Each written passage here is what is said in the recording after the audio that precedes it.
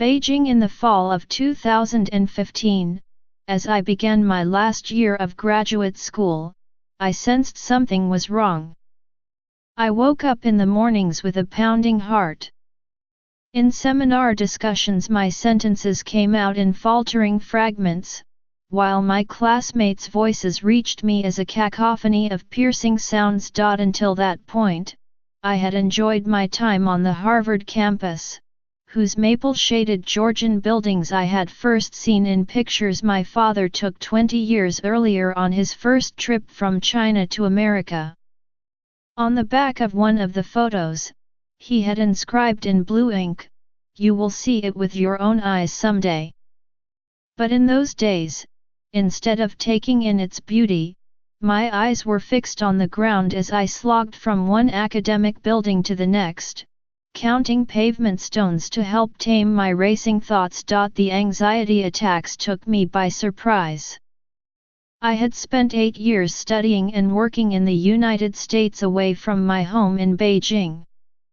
Over time, the isolation of graduate school, the heavy reading load in a second language and the strain that distance put on relationships with people in Beijing all began to add up. Trying to make sense of what happened, I recalled incidents among fellow Chinese international students that at the time had seemed like only minor slumps in coping with the demands of student life: missed classes, complaints of insomnia, months of sudden absence from group events, lengthy Facebook posts strung with sullen adjectives. There were 544,500 Chinese studying abroad in 2016. And a more recent report said 329,000 are studying in the United States alone. For those students, the opportunity is the culmination of uncounted after-school hours devoted to American standardized test prep lessons, and it means liberation from the merciless Chinese education system. Yet those triumphs come with hidden perils. A survey released in 2013 by Yale researchers found that 45% of Chinese international students on campus reported symptoms of depression, and 29% reported symptoms of anxiety. The rates are startling, compared with the roughly 13% for depression and anxiety among the general population in American universities. Those findings are corroborated by reports from other American campuses, as well as from some schools in Australia and Britain with large Chinese student populations. The Chinese students acknowledge the usual challenges of living abroad like the language barrier and cultural differences, but cite academic pressure as the most likely cause of stress. Despite all they have heard about a liberal arts education, they are often surprised by the rigor needed to succeed. The results-oriented mindset with which many Chinese tackle their studies doesn't fit well in a system that emphasizes the analytical process and critical thinking. As a result, the determination and perseverance that have made Chinese students winners at home can deepen their sense of frustration abroad, when a paper outline does not easily emerge from heaps of painstakingly compiled note cards, or when a history exam asks questions about hypothetical scenarios rather than the chronology they have committed to heart. The feeling is not eased by a frequently cited difficulty in building productive relationships with academic advisors. In a study that interviewed 19 Chinese graduate students at a university in the American Southwest about their sources of stress, many described having trouble establishing trust with their advisors.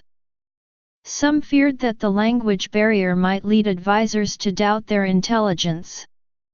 Others confessed to being kept awake at night thinking about communication blunders such as a bungled conversation or a misfirst email to an advisor. Those challenges may seem common enough. Many, indeed, are not unfamiliar to American students. But for the Chinese students, who grew up imbibing messages that all but equated their life prospects and self-worth with academic achievements, the setbacks can be profoundly unnerving. The bright promise of intellectual freedom often ends up producing an insecurity so consuming that it leaves them unable to consider failing. The price of failure is more than imaginary for a majority of those students. Chinese international students overwhelmingly pay full tuition. An annual cost of, say, $50,000 to $60,000 is about 10 times the average urban disposable income in China and often requires working-class families to empty bank accounts or sell properties. Although parents have not hesitated to make those sacrifices when it comes to the future of their treasured only child, to the conscientious American college freshman from Shenzhen or Changsha struggling to keep up with academic requirements, that weight can feel like an avalanche bearing down. A Chinese student in Chicago, using a pseudonym, voiced a popular sentiment when she told the paper, a popular Chinese online news outlet, of her constant wondering whether her school performance justified the money her working-class parents spent on her education. It made her more anxious than she had been during the JAKO, the notoriously cutthroat national college entrance exam. People like that student are unlikely to find consolation in recent statistics, according to a September report from the Center for China and Globalization, a Beijing-based think tank, and Zhilian Zayapin, a Chinese recruitment agency. 80.5% of Chinese overseas returnees make less than $1,500 a month, with their average pay only marginally higher than that of graduates of mainland colleges. These shared difficulties have led Chinese students to turn to one another in moments of distress. The stigma in Chinese culture associated with mental illnesses is just beginning to lift, as several Chinese celebrities have opened up about their personal battles.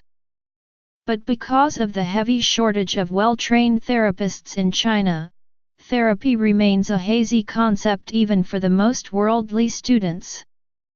The Yale survey found that despite the alarming rate of mental illness, 27% of Chinese students on campus had never heard of the university's mental health counseling service, and only 4% had ever used it. Some of those who have tried the services are often left underwhelmed. In addition to the long wait and limited session time that are common to the increasingly crowded university mental health counseling centers, there are thornier problems. How can Chinese students convey the texture of their thoughts and moods in a foreign language when the language barrier is a cause of their stress and inhibition in the first place? How do they communicate their nostalgia for mouth-watering homemade Chinese dishes when the sympathetic therapist may not have ventured beyond Panda Express?